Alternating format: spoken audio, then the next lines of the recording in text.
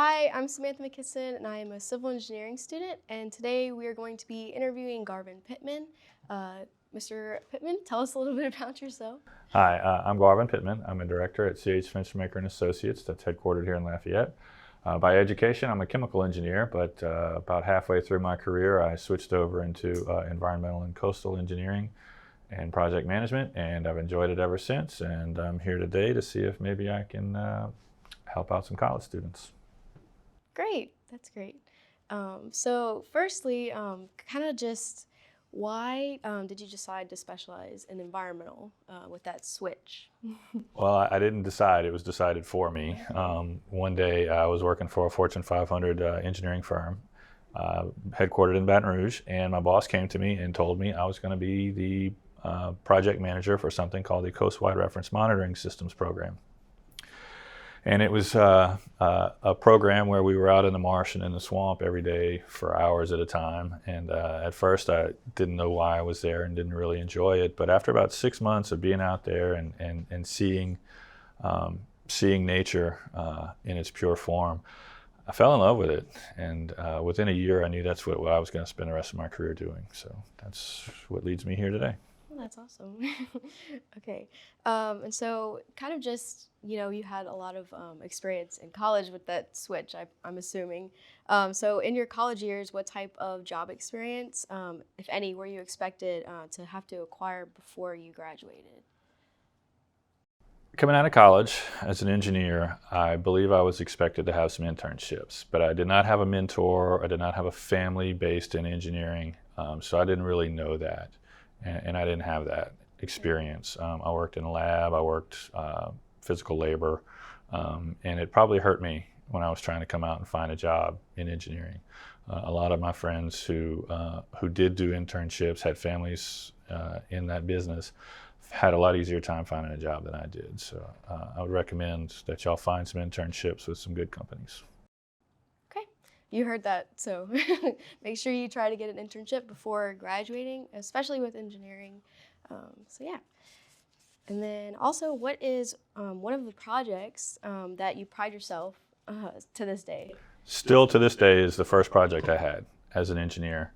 Went into a manufacturing facility for a global company, and they had a lot of similar manufacturing facilities all around the world.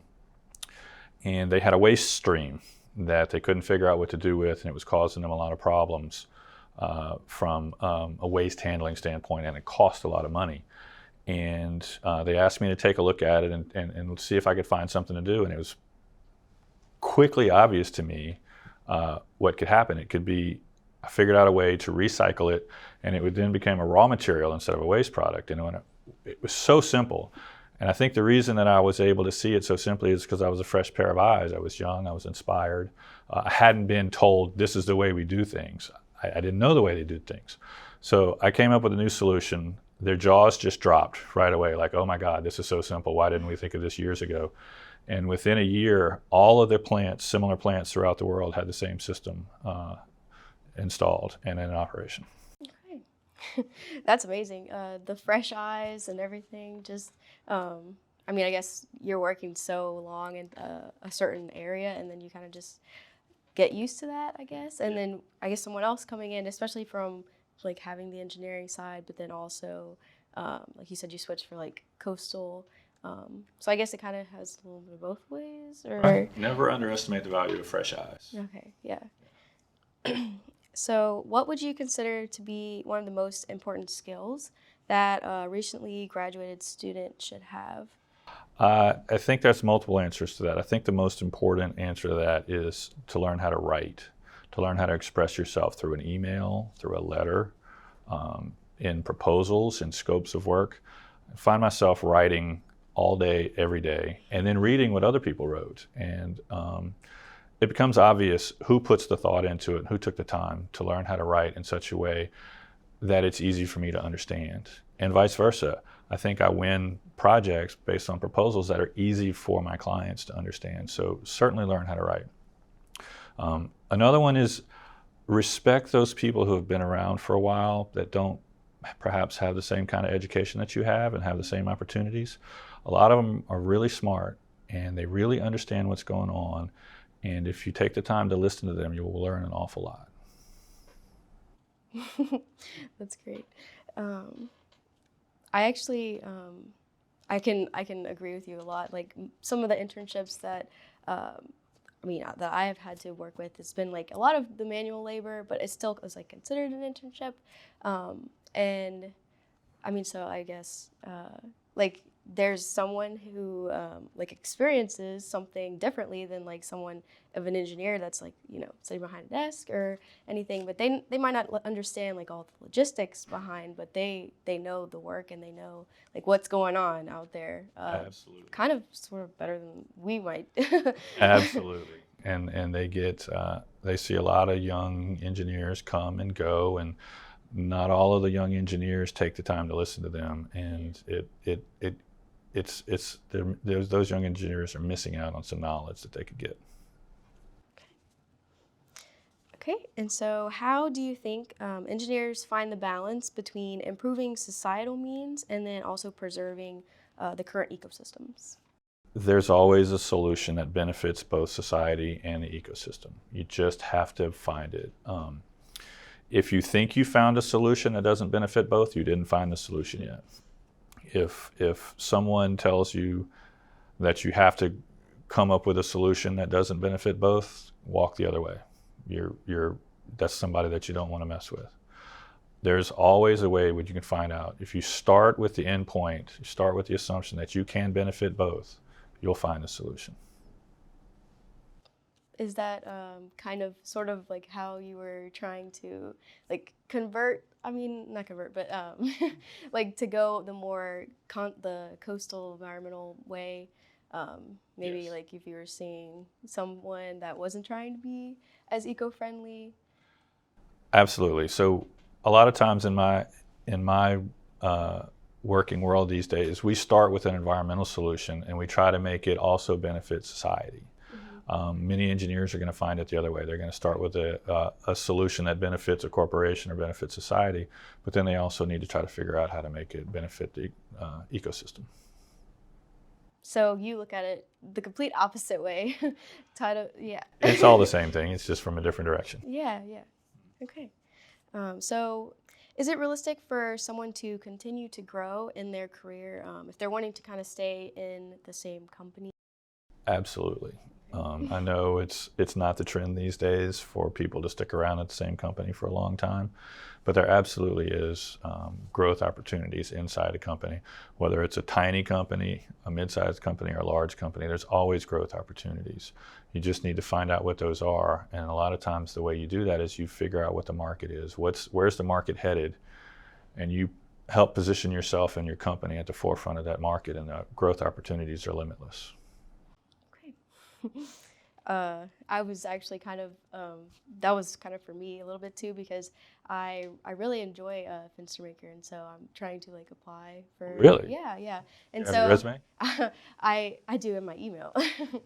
Yeah, but and so I guess that was kind of just my knowledge or my wanting to know like if I really do like a company, like is it beneficial or is it even like possible to kind of stay in the company, even if like you're trying to progress. And so that's really great. Yeah. Absolutely. I guess I'll have to give her my card after the interview. Absolutely, it is. And at Fenstermaker, a lot of people do stick around a long time. A lot of the corporate leadership has been around for a very, very long time, and that's one of the things that helps our company be the family that it is. But really, that same mantra can go for any company. You can move your way up and stay there.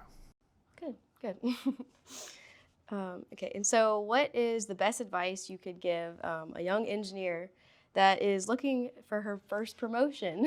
Okay. If you know what you want to do, start doing it. Don't wait for somebody to anoint you into that position. If you know the position that you want and you know what that position does, then start doing it. If that position is somebody that makes decisions based on information that they have, then start making decisions and recommending those to people. If that position is leading people, then start leading people. If that position is one in research and just grind it out behind your desk, then start doing it. And what's going to happen is when they look around for someone to fill that position, they're gonna want to go with somebody that they know can handle it. And if you're already handling it, then you're the easy answer to their question. Okay. So how has working as an engineer been what you expected? it hasn't been what I expected. I did not know what to expect. I was good at math, I was good at chemistry, I was good at mechanics, I was good at electrical work. So I just figured, well, I might as well major in engineering. And no 2 days are the same. No 2 years are the same. It's always something different. It's never what I expected it to be. It's always a challenge, and it's almost always been a lot of fun. But don't think it's going to be a certain way and get disappointed when it's not, because it's very rarely going to be the same. Okay. So how has kind of whenever you were, going through your schooling, was there that initiation or that desire for like to kind of incorporate like the communication side of engineering as well, or did you kind of go through just like with you're good at chemistry, you're good at math, like was it more of just like that side, and like did you have to like learn the communication or The communication came experience? later. Yeah. The communication came later. A few hard knocks, a few times where I wasn't properly communicating with people, and it came back to hurt me, and I realized that I needed to up my game Okay. when it came to communication. Experience is key, right? Exactly. Okay, so and then also, what is your favorite part of your job? Being a mentor Mentor. to younger folks. As a mentor, I learn as much from them a lot of times as they learn from me. Like I said, never underestimate a pair of fresh eyes. The younger folks tend to approach things from a different angle, and us older folks tend to have just walk the same path, and this is how we've always done it, so that's what we're going to do. So being a mentor to younger people helps me grow, and then hopefully it does some benefit to them as well. I think it definitely does. Okay. Yeah, just like even me being here today, like learning of everything of what I should expect of the work environment. So like just that is also like really helpful too. So Awesome. yeah. So what inspired you to become an engineer or like work with Coast? What inspired me to be an engineer? Like I said, just always been really good at solving puzzles, always been really good at math, chemistry, science, mechanics, electronics. So there was really no other career path for me. I had some options to go into more academic roles, but I just knew that I was going to be an engineer. But what inspired me to go into the coastal world was actually finally, midway through life, spending some time out there and listening to the birds and watching the water lap up on the marsh and measuring trees and just really experiencing what Louisiana's coast has to offer. Just inspired me and drew me, and now there's nothing else that I want to do. That's really inspiring. Okay, so and then what do you wish more people knew about civil engineering or coastal engineering? Oh, I didn't see that one coming. What do I wish more people knew? It's really just common sense. You dig into the problem, find some things that you can act on, then pull them up and act on them. That's all you really have to do. If you just find the solutions, then the world will follow you, and you'll be able to do whatever it is that you want. If you don't have the ability to find the solutions, if you don't just go look for those solutions, it's not gonna work for you. And then I guess that also kind of goes with like asking for help and talking with your other engineers. Exactly, and those people who aren't engineers who've been around Exactly. for a long time. Mm-hmm. So how do engineers contribute to making our world safer and cleaner? Everything depends on what the engineers do. It's common knowledge that you engineer in safety and that you use human means after that, whether it's personal protective equipment or whether it's trying to clean something up afterwards. The engineers engineer in the safety first, and it's the same thing with the environment. If the engineers design things to be environmentally friendly and design things to be cohesive with the environment, then the world's a better place. It's only when they don't do that that we have to come back and clean things up. And it's always best to do it right the first time. And almost all engineers, especially today, have the opportunity to do that and have the responsibility to do that. Thank you, Garvin, for your time. And guys, make sure you go to the Engineering and Technology Expo, and we'll see you there.